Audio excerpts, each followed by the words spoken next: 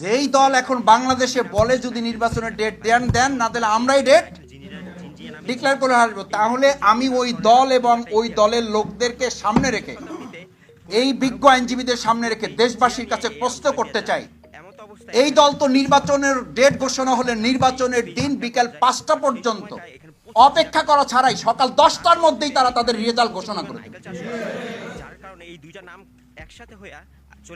যে দলের নেতারা এই কথা বলতে পারে যে হয় ডেট আপনারা দেন নাহলে ডেট আমরা দিয়ে দেবো, ওরা তো প্রত্যেক কেন্দ্রে কেন্দ্রে এই কথা বলবে, হয় বিজয় আমাদের ঘোষণা করে দেন নাহলে আমরা বিজয়। এই আশঙ্কা থেকেই এই দেশের জাতি এখন বলছে আগে বিচার করতে হবে, সংস্কার করতে হবে, তারপর নির্বাচন দিতে হবে।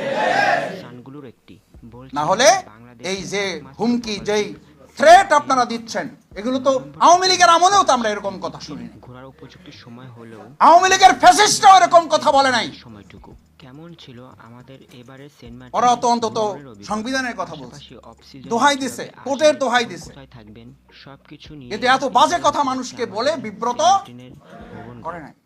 আপনারা বলেন বিব্রত তো জন